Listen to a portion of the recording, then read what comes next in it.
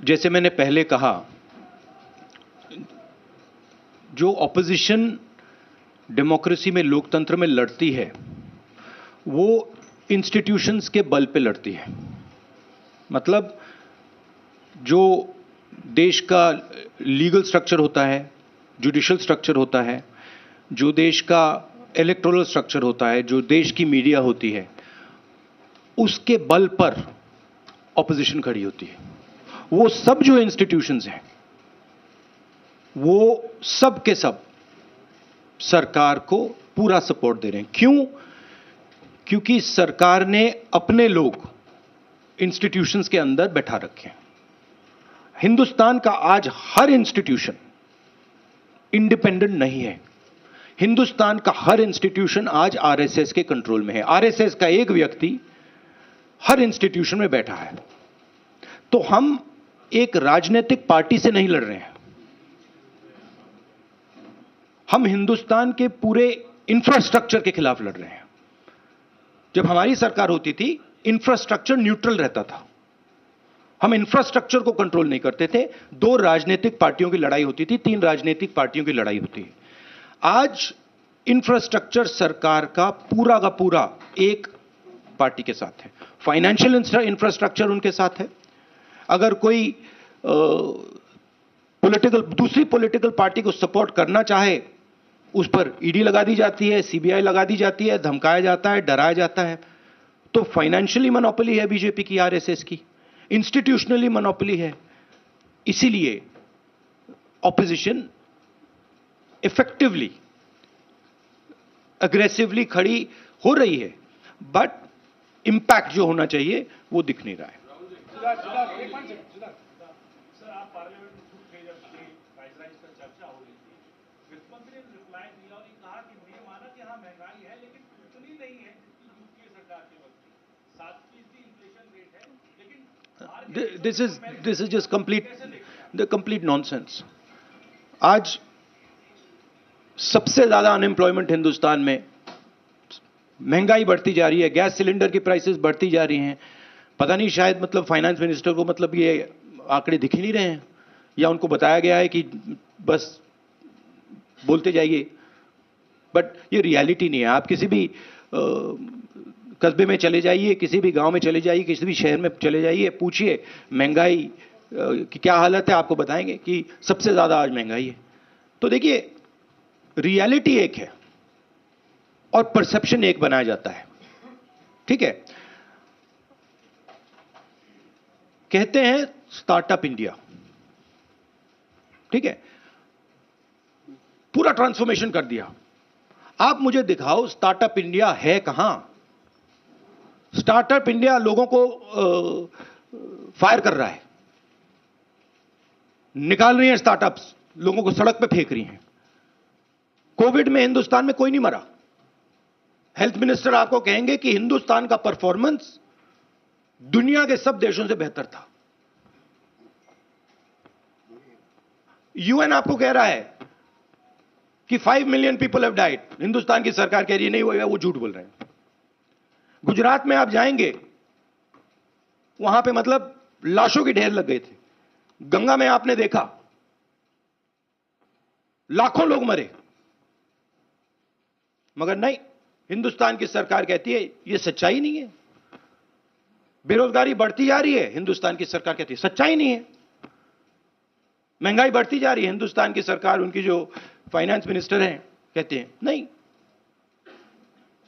पूरा communication structure उनके हाथ में।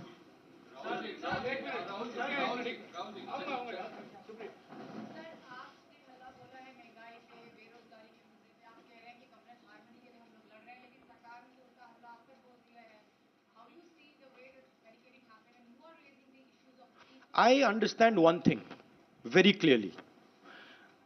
The more I raise people's issues, the more I tell the truth in front of you, the more I will be attacked by the government. It's a simple thing.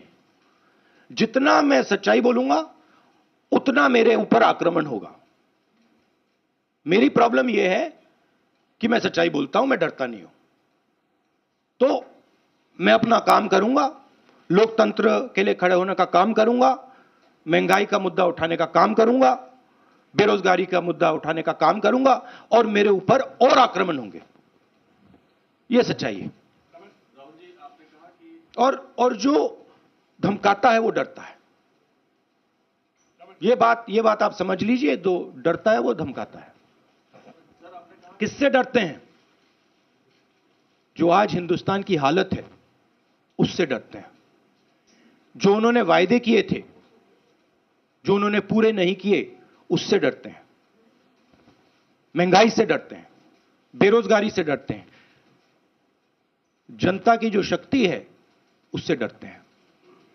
क्यों डरते हैं? क्योंकि झूठ बोलते हैं। 24 घंटा ये लोग झूठ बोलते हैं।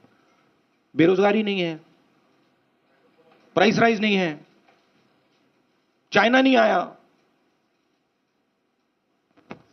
आपने कहा कि राजनीतिक दल को डराने की कोशिश सरकार के द्वारा होती है, तो वो डराने की कोशिश तो आपको, सोनिया जी को, कांग्रेस पार्टी को भी हो रही है। उस डर को किस तरीके से मुकाबला करेंगे?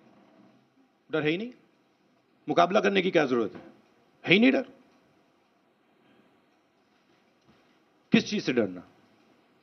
डर नहीं। राहुल, ये लगातार कहा जा रहा है कि महंगाई बहाना है, दरअसल आप लोग का निशाना ईडी है। और दूसरा, एक तरफ जहां आप लोग बाहर सड़कों पर उतरे हुए, संसद के भीतर एक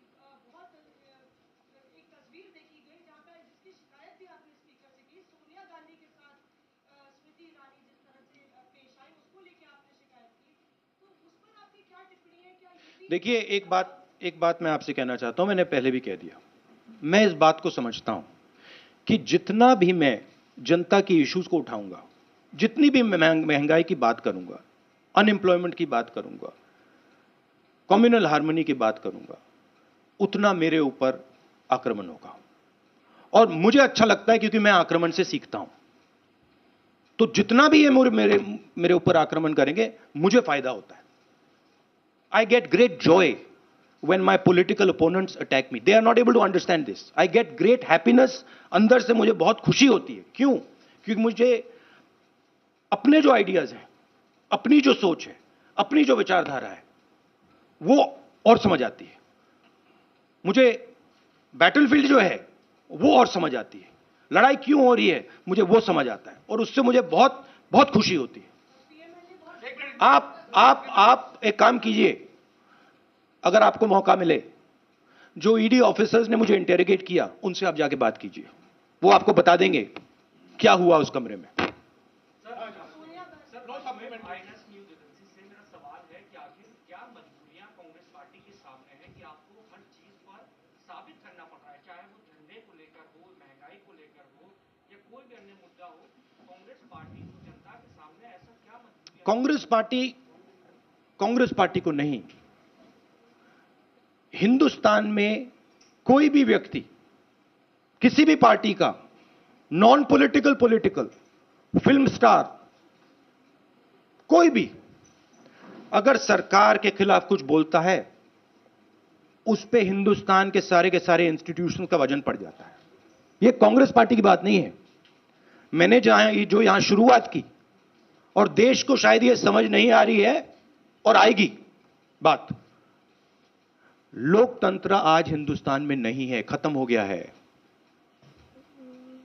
democracy is now a memory in India, it is nothing more, and there are consequences to this. You will see there are going to be devastating consequences to this, because the people of India are not just going to keep quiet. Rahul ji, Mausami ने जो सवाल पूछा था, पहला सवाल वही मैं दोहराना चाहता हूँ। आपके political opponents mainly multiple BJP leaders का नहीं, उसका जवाब नहीं आया था सर। किसका नहीं जवाब है?